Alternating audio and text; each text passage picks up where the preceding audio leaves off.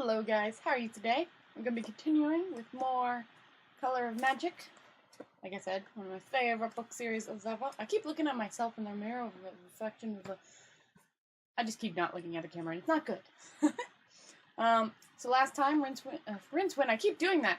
Twoflower was kidnapped. We also found that the Vizier doesn't want Twoflower back in the continent. And the Luggage is threatening Rincewind's life if he doesn't go save Twoflower. Yes, Rincewind, our hero, is being pushed around by furniture. Alright. How? I know, I'm reading a few lines before.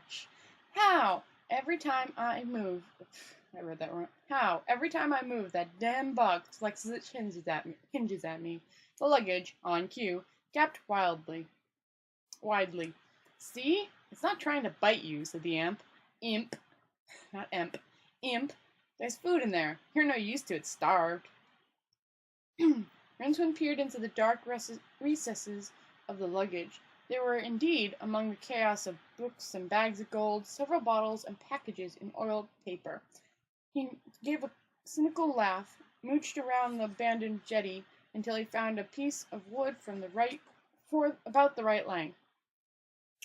Wedged it as politely as possible in the gap between the lid and the box and pulled out one of the flat packages. It had biscuits that turned out to be as hard as diamond wood.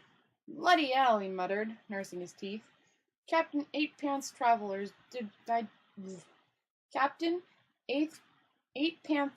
Travelers digestive them, said the imp from the doorway to his box. Saved many a life at sea, they have. Oh, sure. Do they use them as rafts, or just throw them to the sharks and sort of watch them sink? What's in the bottle? Poison? Water. But there's water everywhere. Why do you want to bring water? Trust? Water. Trust. Trust? Yes. That's what he didn't. The water, here. See? Rincewind opened a bottle. The liquid inside might have been water. It had a flat, empty flavor, with no trace of life.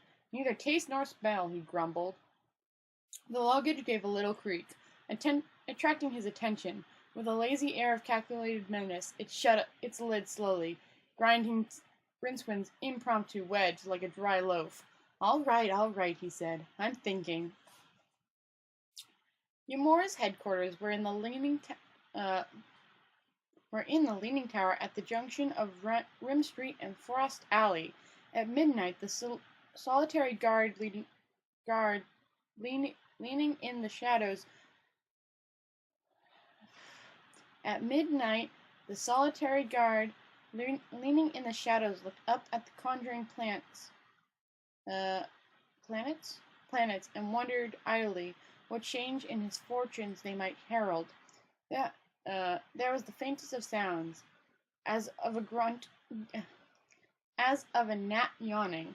The guard glanced down the deserted streets, and now caught the glimmer of moonlight on something lying in the mud a few yards away. He picked it up. The lunar light gleamed on gold, and his intake of breath was almost loud enough to echo down the alleyway. There was a slight sound again, and another coin rolled down into the gutter on the other side of the street. By the time he had picked it up, there was another one, a little ways off, and still spinning. Gold was, he remembered, said to be formed from the crystal lizard's lights of stars. Gold was, he remembered, said to be formed from the crystallized light of stars. Until now, he had never believed it to be true, and something as heavy as gold until now, he'd never believed it to be true that something as heavy as gold could fall naturally from the sky. As he drew level with the opposite alley's mouth, something fell. It was still in its bag. There was an awful lot of it, and Rincewind brought it down heavily onto his head. Okay, let's try that paragraph again, because I kept messing it up. As he drew level with the opposite alley mouth, something more fell. It was still in its bag. There was an awful lot of it, and Rincewind brought it down heavily on his head. When the guard came to, he found himself looking up into the wide-eyed face of a wizard, who was menacing his throat with a sword. In the darkness, too, something was gripping his leg. It was the disconcerting sort of grip that suggested that the gripper could grip a whole lot harder, if he wanted to. Ugh, sorry, get you back. Where is he? Oh, well, he's whispering. Where is he? The rich foreigner, hissed the wizard. Quickly! What's holding my leg? Said the man with a note of terror in his voice. A note of terror in his voice, I mean. He tried to wiggle free. The pressure increased. You wouldn't want to know, said Rincewind. Pay attention, please. Where's the foreigner? Not here. They've got him at Boardman's place. Everyone's looking for him. You're Rincewind, aren't you? The box that bites people. Oh, no, please. Rincewind was gone. The guard felt the unseen leg gripper release his, or, as he was beginning to fear, its hold. Then, as he tried to pull himself to his feet, something big and heavy and square cannoned into him out of the darkness and plunged off after the wizard, something with hundreds of tiny feet. He's so good at describing! Okay. With only his homemade phrase book to help him, Twoflower was trying to explain the mysteries of in-sewer ants to Boardman. The fat innkeeper was listening intently, his little black eyes glinting. From the other side of the table, Ymor watched with mild amusement, occasionally feeding one of his ravens with scraps from his plate. Beside him, withal, paced up and down. You fret too much, said Ymor, without taking his eyes from the two men opposite him. I can feel it, Stren. Who would dare attack us here? And the gutter wizard will come. He's too much of a coward not to, and he'll try to bargain, and we shall have him, and the gold, and the chest. Withel's one eye glared, and he smacked a fist into the palm of his black-gloved hand. Who would have thought there was so much serpine pierwood in the whole of Disc, he said. How could we have known? You fret too much, Stren. I'm sure you can do better this time, said Ymor pleasantly. The lieutenant snorted in disgust, and strode off around the room to bully his men. Ymor carried on watching the tourist. It was strange, but the little man didn't seem to realize the seriousness of his position. Ymor had on several occasions seen him look around the room with an expression of deep satisfaction. He had also been talking for ages to Boardman, and Ymor had seen a piece of paper change hands. I keep dropping the paper, okay. And Boardman had given the foreigner some coins. It was strange. When Boardman got up and waddled away, waddled past Ymor's chair, the thief master's arm shot out like a steel spring, and gripped the fat man by his apron. What was that all about, friend? Friend, said Ymor quickly. Nothing, Ymor. Just private business, like. There are no needs for secrets between friends, Boardman. Well, I'm not sure about it myself, really. It's a sort of bet, see? Said the innkeeper nervously. In-sewer ants, it's called. It's like a bet that the broken drum won't get burned down. Ymor held the man's gaze upon Boardman's until Boardman twitched in fear and embarrassment. Then the thief master laughed. This worm-eaten old tinder pile, he said. That man must be mad. Yes, but mad with money. He said now he's got can't remember the word, begins with a P. It's what you might call the stake money. The people he worked for in Argent Empire will pay up, if the broken drum burns down. Not that I hope it does, burn down. The broken drum. I mean, it's like a home to me, is the drum. I'm not entirely stupid, are you? Said Ymor, and pushed the innkeeper away. The door slammed back on its hinges and thudded into the wood. Hey, that's my door, screamed Boardman. Then he realized who was standing at the top of the steps, and ducked behind the table a mere shavings of time before a short black dart sped across the room and thunked into the woodwork. Ymor moved his hand carefully, and poured out another flagon of beer. Won't you join me, Zlorf? Zlorf, he said levelly, and put that sword away, Strem. Zlorf Flannelfoot is our friend. The president of the Assassin's Guild spun his short blowgun dexterously and slotted it into its holster in one smooth movement. Strem, said Ymor. The black-clad thief hissed and sheathed his sword, but he kept his hand on the hilt and his eyes on the assassin. That wasn't easy. Promotion in the Assassin's Guild was by competitive examination. The being the most important, indeed the only, part. Thus, Zolf's broad, handsome face was a wealth of scar tissue, the result of many a close encounter. It probably hadn't been all that good good looking in any case. It was said that Zolf had chosen a profession in which dark hoods, cloaks, and nocturnal prowling figured largely because there was That's a long sentence. It probably hadn't been all that good looking in any case. It is said that Zolf had chosen a profession in which dark hoods, cloaks, and nocturnal prowling figured largely because there was a day-fearing trollish streak in his parentage. People who said this in earshot of Zorf tended to carry their ears home in their hats. There we go, got through that sentence. He strolled down the stairs, followed by a number of assassins. When he was directly in front of Ymor, he said, "I have come for the tourist." "Is it any of your business, Zorf?" "Yes," grinned Joe. "Ymor, take him." "Oh, yes." Grinjo, Ymor, take him. Two of the assassins stepped forward. Then Stren was in front of them, his sword appearing to materialize an inch from their throats without having to pass through the intervening air. Possibly I could only kill one of you," he murmured, "but I suggest you ask yourselves, which one?" "Look up, Zorf," said Ymor. A row of yellow bladeful eyes looked down from the darkness among the rafters. One step more and you'll leave here with fewer eyeballs than you came with," said the thief master. "So sit down and have a drink, Zorf, and let's talk about this sensibly. I thought we had an agreement. You don't rob, I don't kill. Not for payment, that is," he added after a pause. Zorf took the proffered beer. "So," he said, "I'll kill him. Then you rob him. Is he that funny-looking one over there?" "Yes." Zorf stared at Twoflower, who grinned at him. He shrugged. He seldomly wasted time wondering why people wanted other people dead. It was just the living. "Who is your client, may I ask?" said Ymor. Zorf held up a hand. "Please," he protested. "Professional etiquette." "Of course. By the way, yes? I believe I have a couple of guards outside?" "Had.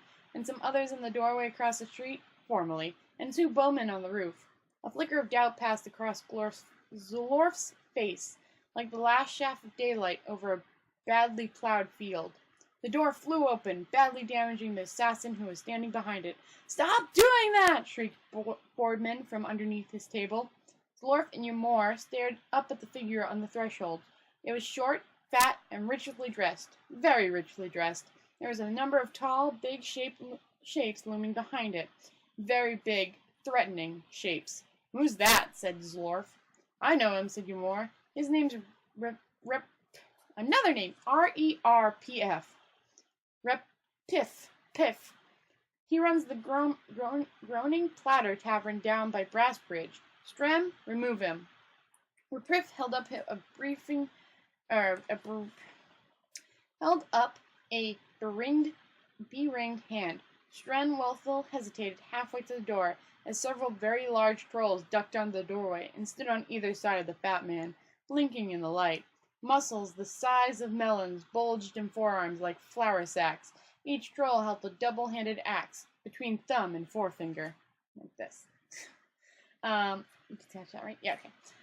Boardman erupted from cover, his face suffused with rage. "Out!" he screamed. "Get those trolls out of here!" No one moved. The room was suddenly quiet. Boardman looked around quickly. It began to dawn on him just what he had said, and to whom. A whimper escaped from his lips, glad to be free. He reached the doorway to the cellar just as one of the trolls, with a lazy flick of one ham-sized hand, sent his axe whirling across the room. The slam of the door and its sequential splitting as the axe hit it merged into one sound. "Bloody hell!" exclaimed Zolf Flannelfoot. "What do you want?" said Ymor. "I am here on behalf of the Guild of Merchants and Traders," said Repref evenly. I gotta adjust myself. Hold on. Sorry. I don't have the best back support in this spot because there's nothing underneath me. I'm just sitting on nothing. Whoops. Well, It didn't break, so I'll get that later. Nothing now.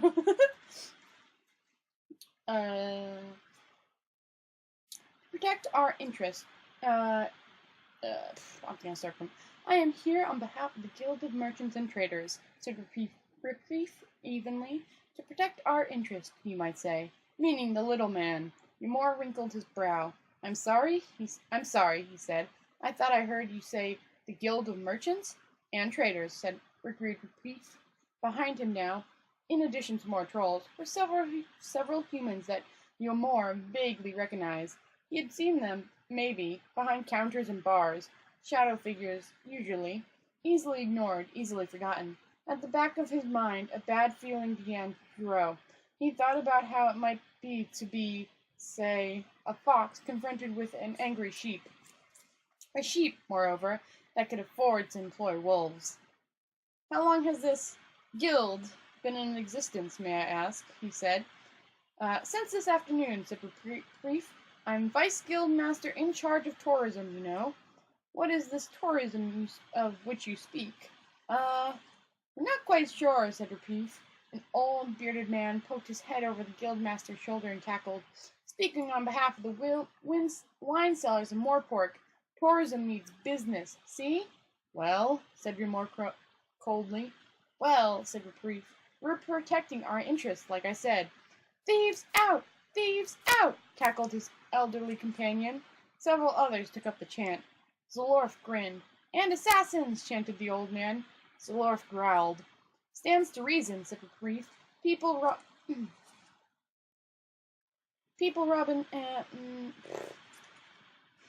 Stands to reason, said Reprief. People robbing and murdering all over the place. What sort of impression are visitors going to take away? You come all the way to see our fine city, with its many points of historical and civic interest, also many quaint customs, and you wake up dead in some back alley, or as it might be floating down the Unk. How are you going to tell all your friends what a great time you're having? Let's face it, you've got to move with the times. Zalorf and Ymor met each other's gaze. We have we? Said Ymor. Then let us meet, brother, agreed Zolf. In one movement, he brought his blowgun to his mouth and sent a dart hissing towards the nearest troll. It spun around, hurling its axe, which whirled over the assassin's head and buried itself in a luckless thief behind him. Rep ducked, allowing a troll behind him to raise its huge iron crossbow and fire a spear length quarrel into the nearest assassin. That was the start.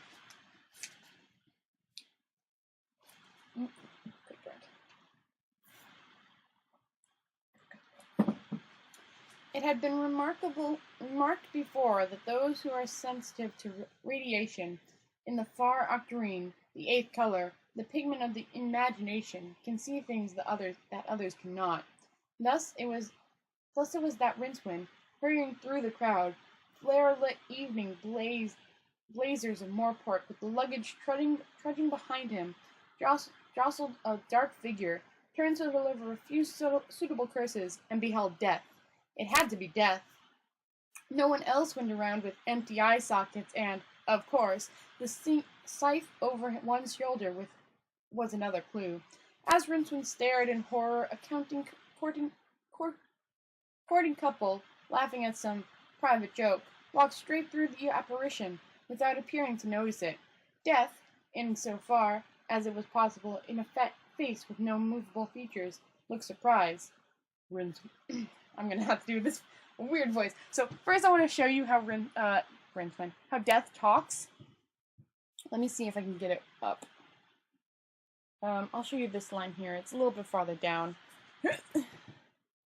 Over, down, up. It's kind of not going in at all. But he talks in all capital letters at all times, with like this very special font. I'm trying not to move too much. So like everything is like normal writing until Death speaks, then it's just all capital letters. But it's not like a shouting capital letters, because it's got a nice... I wish I could really show you better. I mean, I'll probably take a picture. Maybe that might be better. Yeah, I think I'll just take a picture because it's easier to see it that way. But, like, it's not like a shouting on the internet kind of capital letters. It's very much a, like, calm and collected, like, oh. I'll try Death's voice, but no guarantees. Alright. Rincewind said Death. That's definitely not Death's voice. Okay. Rincewind said Death in tones as deep as and heavy as the slamming of laden doors. Just as we met Death too. Far underground. I'm gonna do like 2 lines more. Said Rincewind, trying to back away from the eyeless stare. But why are you here? Boom, boom went cryptolids in the worn, hunted for fatness under old mountains. So yeah, that's Death. He's pretty cool too. I like it. I won't give any away, but I like him too. Anyways, that was the color magic. I gotta make sure that you can actually hear Death. So I gotta quickly listen to the end of this episode. Make sure you can actually hear Death in that mode. But yeah, so that was color magic. I hope I brought a smile to your face, and I will see you next time. Bye guys. Night night.